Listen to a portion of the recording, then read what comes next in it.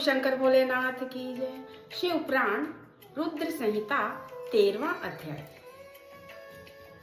शिव पूजन की सर्वोत्तम विधि का वर्णन। ब्रह्मा जी कहते हैं, अब मैं पूजा की सर्वोत्तम विधि बता रहा हूँ जो समस्त अभिष्ट तथा सुखों को सुलभ कराने वाली है। देवताओं तथा ऋषियों, तुम ध्यान देकर सुनो। उपासक को चाहिए कि वह ब्रह्म मुहूर्त में शयन से उठकर जगदम्बा पार्वती सहित भगवान शिव का स्मरण करे और हाथ जोड़कर मस्तक झुकाकर भक्ति पूर्वक उनसे प्रार्थना करे। देवेश्वर उठिए, उठिए, मेरे हृदय मंदिर में शयन करने वाले देवता उठिए, उमाकांत उठिए और ब्रह्मांड में सबका मंगल कीजिए। मैं धर्म को जानता हूँ, किंतु मेरी उसमें प्रवृत्ति नहीं होती। मैं अधर्म को जानता हूँ, परंतु मैं उससे दूर नहीं हो पाता। महादेव, आप मेरे हृदय में स्थित होकर मुझे जैसी प्रेरणा देते हैं वैसे ही मैं करता हूँ। इस प्रकार भक्ति पूर्वक कहकर और गुरुदेव की चरणा पादुका का स्मरण करके गांव से बाहर दक्षिणा दिशा में मल मूत्र का त्याग करने के लिए जाएं। मल त्याग के बाद मिट्टी तथा जल से धोने के द्वारा शरीर की शुद्धि करके दोनों हाथों और पैरों को धोकर दत्वन करें।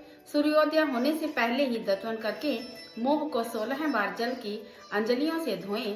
देवताओं तथा ऋषियों, षष्ठी, प्रतिपदा, अमावस्या, नवमी तिथियों तथा रविवार के दिन शिव भक्त को यत्न पूर्वक दत्वन को त्याग देना चाहिए। अवकाश के अनुसार नदी आदि में जाकर अथवा घर में ही भली भांति स्नान करें। मनुष्य को देश और काल के विरुद्ध स्नान नहीं करना चाहिए। रविवार, श्राद्ध, संक्रांति, ग्रहण, महादान, तीर्थ, उपवास दिवस तथा अशौच प्राप्त होने पर मनुष्य गर्म जल से स्नान न करें। शिव भक्त मनुष्य तीर्थ आदि में प्रवाह के सन्मुख होकर स्नान करें। जो नहाने के पहले तेल लगाना चाहे उसे विहित एवं निषिद्ध दिनों का विचार करके ही तैलाभ्यंग करना चाहिए। जो प्रतिदिन नियम पूर्वक तेल लगाता हो उसके लिए किसी दिन भी तैलाभ्यंग दूषित नहीं है, अथवा जो तेल इत्र आदि में वासित हो उसका लगाना किसी दिन भी दूषित नहीं है।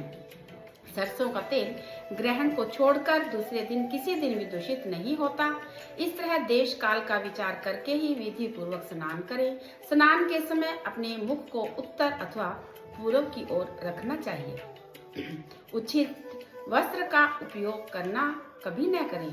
शुद्ध वस्त्र से इष्ट देव के स्मरण पूर्वक स्नान करें। जिस वस्त्र को दूसरे ने धारण किया हो अथवा जो दूसरों के पहनने की वस्तु हो तथा जिसे स्वयं रात में धारण किया गया हो वह वस्त्र अच्छित कहलाता है। उससे तभी स्नान किया जा सकता है जब उसे धो लिया गया हो। स्नान के पश्चात देवताओं, ऋषियों, पितरों को तृप्ति देने वाला नाग तर्पण करना चाहिए। उसके बाद धुला हुआ वस्त्र पहने और आचमन करें।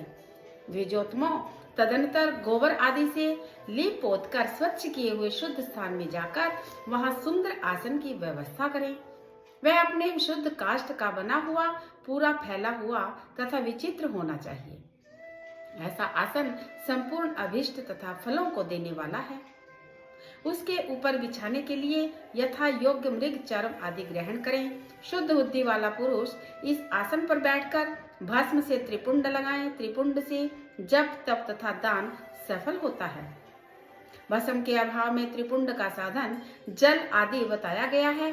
इस तरह त्रिपुंड करके मनुष्य रुद्राक्ष धारण करे और अपने नित्य कर्म का संपादन करके फिर शिव की आराधना करे। तत्पश्चात 3 बार मंत्रोच्चारण पूर्वक आचरण करें तथा फिर वहां शिव की पूजा के लिए अन्न और जल लाकर रखें। दूसरी कोई भी जो वस्तु आवश्यक हो उसे यथाशक्ति जुटाकर अपने पास रखें। इस प्रकार पूजन सामग्री का संग्रह करके वहां धैर्य पूर्वक स्थिर भाव से बैठे। फिर जल, गंध, अक्षत से युक्त एवं अर्घ पात्र देकर उन्हें दाहिने भाग में रखें। इससे उपचार की सिद्धि होती है।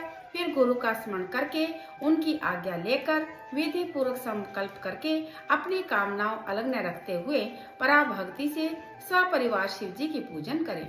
इस मुद्रा स्थिति दिखाकर सिंदूर आदि उपचारों द्वारा सिद्धि बुद्धि सहित विघ्नहारी गणेश का पूजन करें। लक्ष्य और लाभ से युक्त गणेश जी का पूजन करके उनके नाम के आदि से प्रणव तथा अंत में नमः जोड़कर नाम के साथ चतुर्थी विभक्ति का प्रयोग करते हुए नमस्कार करें। तदंतर उनसे क्षमा प्रार्थना करें। पुनः भाई कार्तिकेय सहित गणेश जी का पराभक्ति से पूजन करके उन्हें बारंबार नमस्कार करें। तत्पश्चात सदा द्वार पर खड़े रहने वाले द्वारपाल महादेव का पूजन करके सती साध्वी गिरिराज नंदिनी उमा की पूजा करें। चंदन, कुमकुम, धूप, दीप आदि अनेक उपचारों तथा नाना प्रकार के नैवेद्यों से शिवा का पूजन करके नमस्कार करने के पश्चात साधक शिव जी के समीप जाएं। यथासंभव अपने घर में मिट्टी, सोना, चांदी, धातु तथा अन्य पारे की शिव प्रतिमा बनाएं और उसे नमस्कार करके भक्ति परायण हो उसकी पूजा करें। उसकी पूजा हो जाने पर सभी देवता पूजित हो जाते हैं। मिट्टी का शिवलिंग बनाकर विधि पूर्वक उसकी स्थापना करें। अपने घर में रहने वाले लोगों को स्थापना संबंधी सभी नियमों का सर्वथा पालन करना चाहिए। भूत शुद्धि एवं मात्र का न्यास करके प्राण प्रतिष्ठा करें। शिवालय में दिक्पालों को भी स्थापना करके उनकी पूजा करें।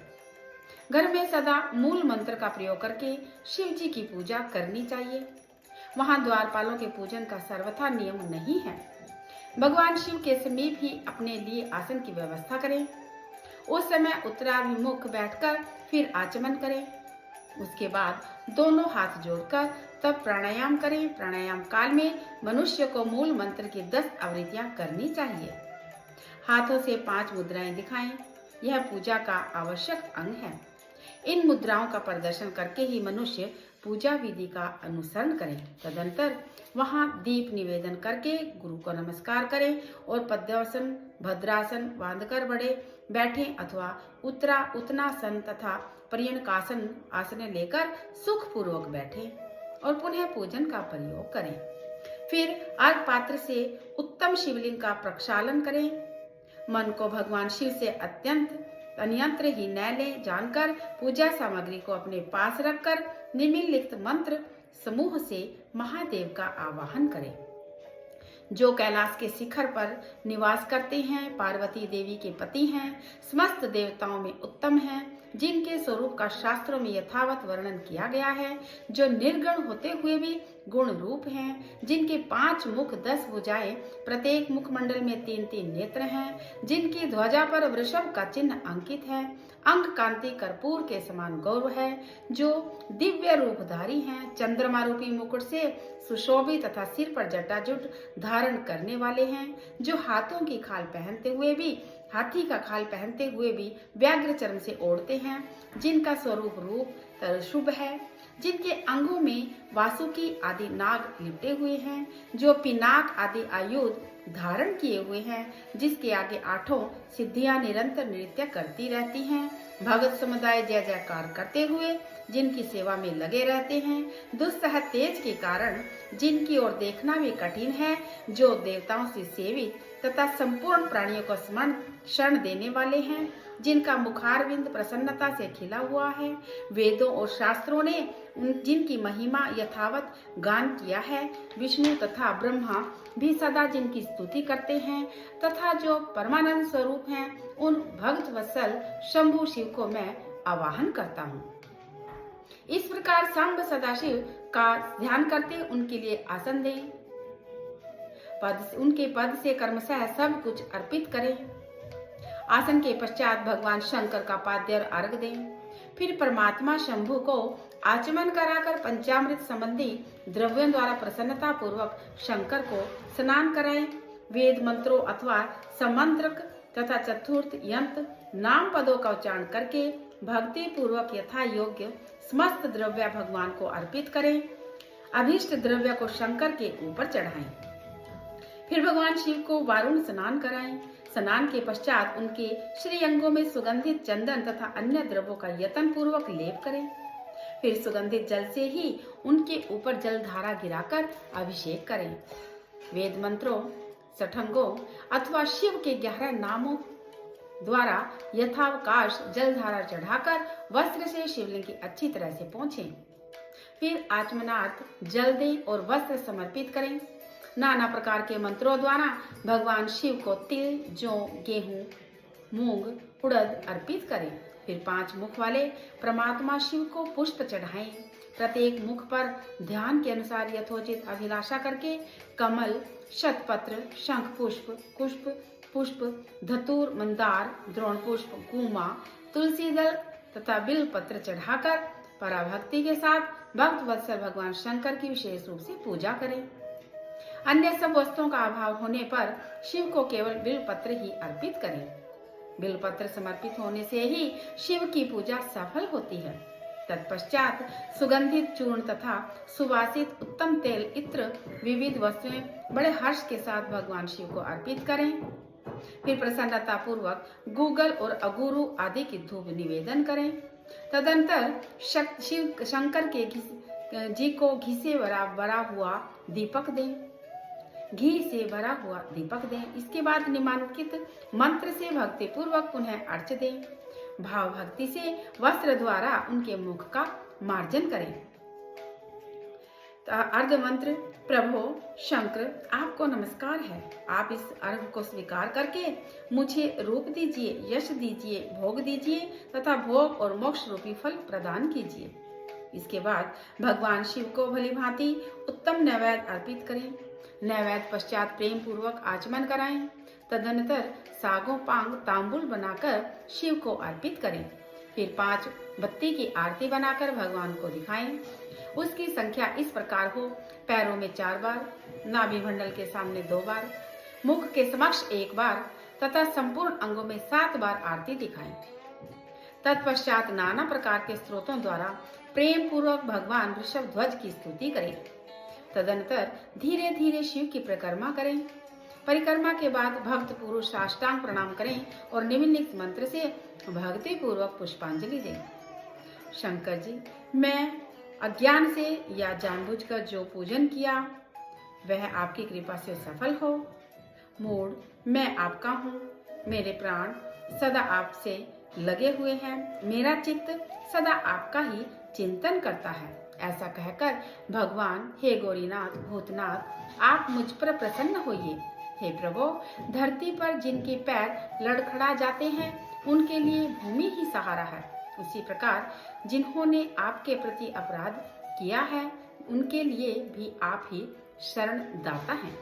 इत्यादि रूप से बहुत बहुत प्रार्थना करके उत्तम विधि से पुष्पांजलि अर्पित करने के पश्चात पुनः भगवान को नमस्कार करके फिर निम्नांकित मंत्र से विसर्जन करना चाहिए।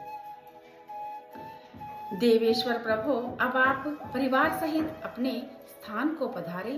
हे नाथ, जब पूजा का समय हो तब पुनः आप यहाँ सादर पदार्पण करें।